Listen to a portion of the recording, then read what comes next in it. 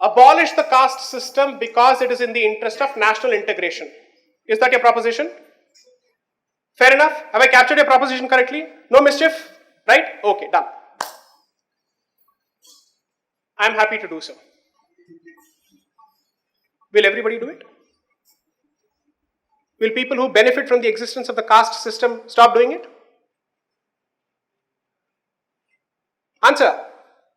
Give me an answer because you have to survive in this campus. Go ahead.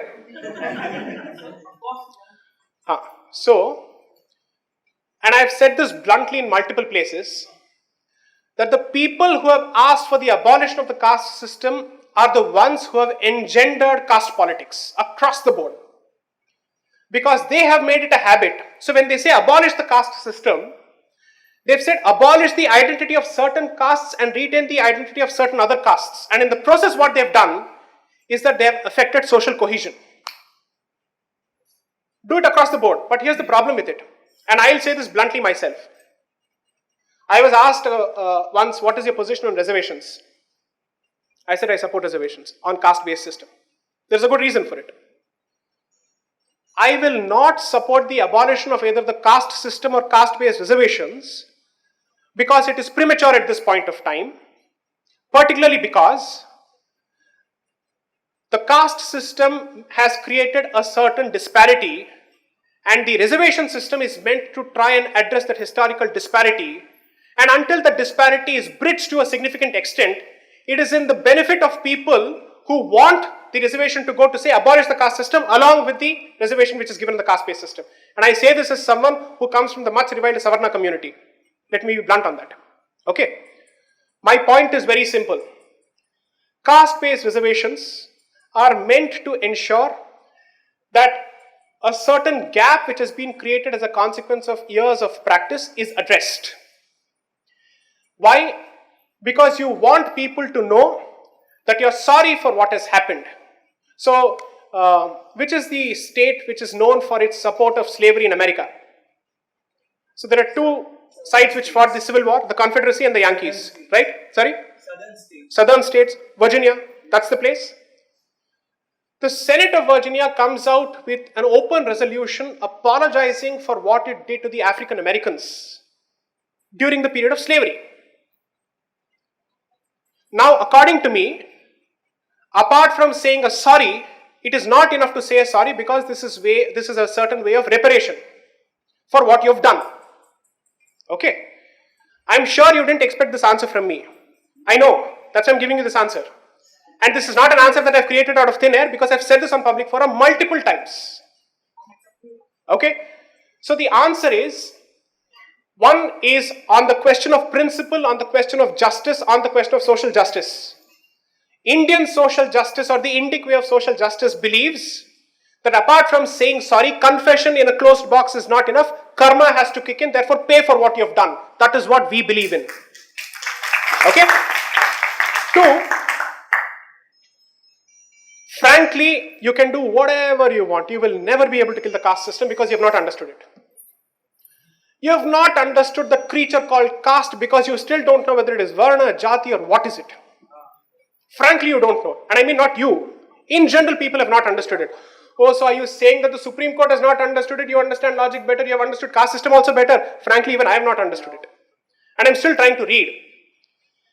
Today, when you follow the caste system, you're going by the nomenclature used by the Britishman as part of his colonial records where the identity was static. Ek bar lag gaya to lag gaya wo dhabba. Whereas the caste identity has been traditionally fluid. It has not been static. It started off as a fluid identity, went through a situation where it became so rigid that you cannot move. And then that movement was further curtailed by calling it under the brand of caste and then giving it as part of a certificate. I'll give you a simple example. There's a fantastic example. There is a community, Devendra Vellalar community from Tamil Nadu. They want themselves to be removed from the category of SCs. They said, we don't want to be under that particular category. We are perfectly comfortable fighting in the general category.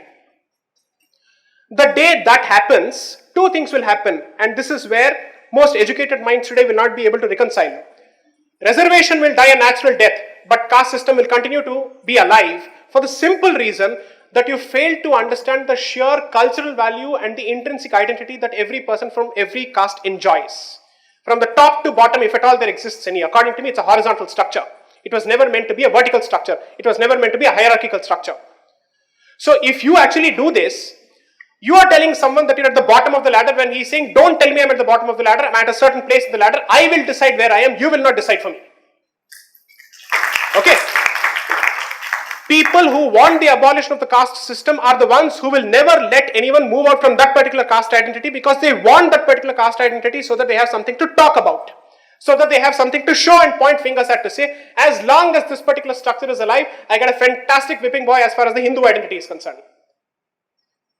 Therefore, read more about the caste system and ask yourself if the word caste does justice to that particular concept, to that particular system. Don't read a Wendy Doniger. Read an R.C. Majumdar. Read Indian authors on this particular point. Understand more about this. In fact, in engineering campuses and medical campuses is where this discussion must start. Unfortunately, that's the place where it will not start. Because there it will start with allegations, not with facts or logic. For people who are being trained in professional degrees which are drenched and dyed in logic, this is the last place where logic will be applied. You will not touch it at all. Because you have not done enough reading. Your sources of information are what? Barkhadat, NDTV, India Today. Who else? What books have you read on this particular issue? From this end to that end. Opposing points of view. Have you read Deepankar Gupta? Have you read a Conrad Elst? Have you read a Michel Danino?